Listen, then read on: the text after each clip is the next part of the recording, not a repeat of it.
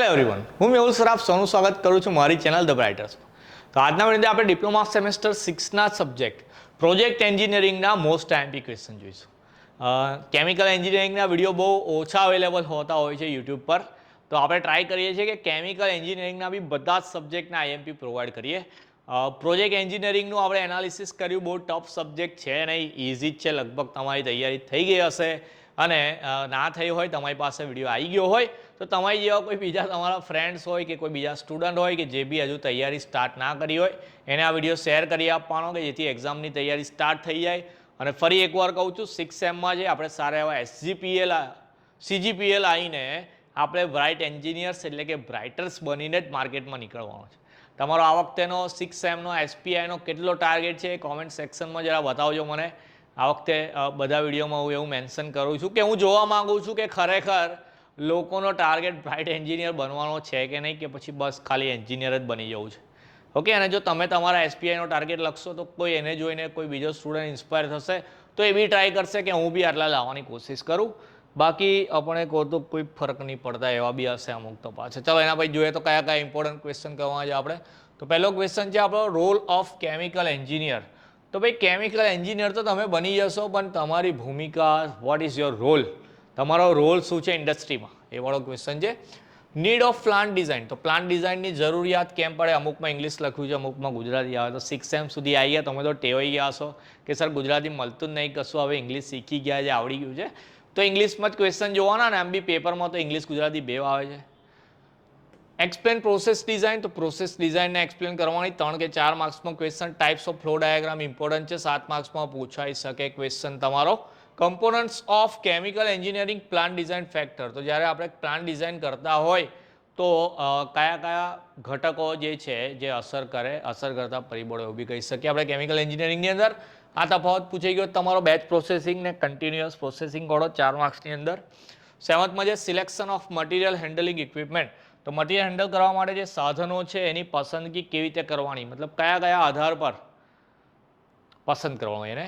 8 નંબરમાં છે selection of size reduction equipment, તો મટીરિયલ હેન્ડલિંગમાં આપણે ઇક્વિપમેન્ટ હતા તો અહીંયા સાઇઝ રિડક્શન માટેના છે. 9થમાં છે સિલેક્શન ક્રાઇટેરિયા ફોર ડિફરન્સ માસ ટ્રાન્સફર ઇક્વિપમેન્ટ. આ ત્રણે સેમ ક્વેશ્ચન છે. ત્રણેમાં સિલેક્શન કરવાનું, તો પહેલાં મટીરિયલ હેન્ડલિંગ માટે, બીજામાં સાઇઝ રિડક્શન માટે અને ત્રીજામાં માસ ટ્રાન્સફર માટે કરવાનું છે. જેવી રીતે તમે કોઈકને પસંદ કરવા માટે એની અંદર કોઈ ક્વોલિટી શોધતા હોય તેવી રીતે આમાં બી કઈ ક્વોલિટી હોવી જોઈએ એ જ ક્વેશ્ચન છે. ઓકે, ચાલો એમાં 10th નંબરનો ક્વેશ્ચન ફિક્સ છે, આવવાનો જ છે તમારો. 10th ને 11th બંને ખાસ કરવાના કમ્પલસરી. 7 કે 10 માર્ક્સનું વેટેજ ખાલી બે જ ક્વેશ્ચનનું છે. કયા ક્વેશ્ચન છે તમારા?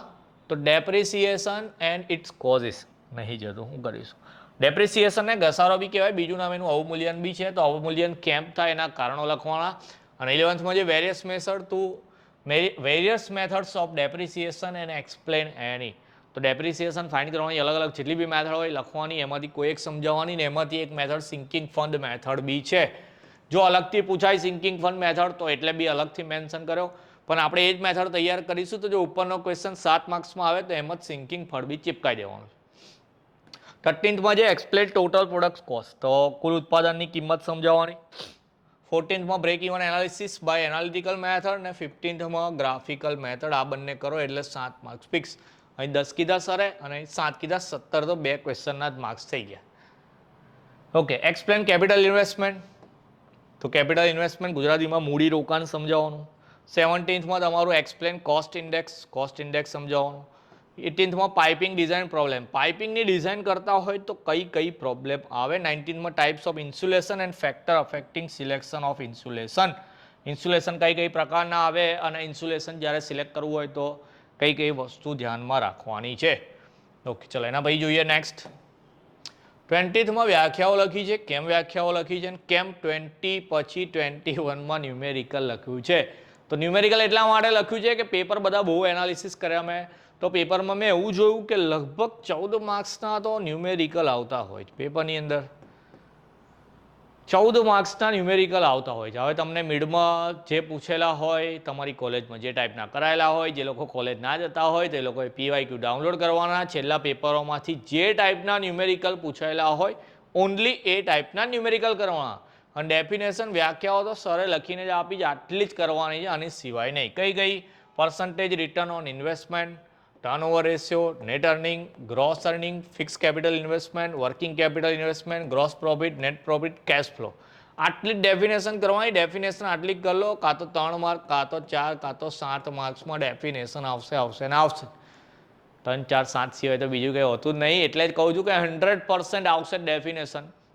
તો ડેફિનેશન બી કરવાની, ન્યુમેરિકલ બી કરવાના. માન લો કે કોઈ એવું વિચારે કે સર ન્યુમેરિકલ નહીં કરીએ તો ચાલશે, તો ન્યુમેરિકલ નહીં કરે એને જ ચાલશે કે જેને ખાલી પાસ થવું છે, જેને સારા એવા માર્ક્સ લાવવા છે એને ન્યુમેરિકલ બી કરવા પડશે. ને આપણે અગેન 6 સેમમાં છે, હવે સારા એવા માર્ક્સ લાવવાની કોશિશ કરો. હવે અત્યાર સુધી ડોબાઓ પાસ થઈ જઈને આવી ગયા 6 સેમ સુધી. દર વખતે ખાલી પાસ જ થવાનું ટાર્ગેટ ના હોવું જોઈએ. થોડું કંઈક વધારે વિચારો તો સારા એવા માર્ક્સ આવે ને જેવું આપણે ચેનલનું નામ આલ્યું એવું કંઈક બનો. સર બ્રાઇટર્સ તો જરા લાગે કે ના ચાલો બ્રાઇટ એન્જિનિયર થઈને માર્કેટમાં આવ્યા છો. હવે આઈધર તમે ડિગ્રી કરો કે ફિલ્ડમાં જાઓ, પણ સારું એવું રિઝલ્ટ લઈને જશો તો થોડીક ઇમ્પ્રેશન. આમ તો સાચે કહો તો કંપનીમાં કોઈ રિઝલ્ટ નહીં પૂછવાનું, તમારી સ્કિલ જોશે, તમારું બિહેવિયર જોશે, તમારું મતલબ નેચર કેવો છે એ બધી વસ્તુ જ મેટર કરશે. પણ તો બી હવે ડિગ્રી આવવાની છે, ડિગ્રી પર લખાઈને આવવાના CGPA, તો ટ્રાય તો કરીએ કે સારા એવા CGPA આવે.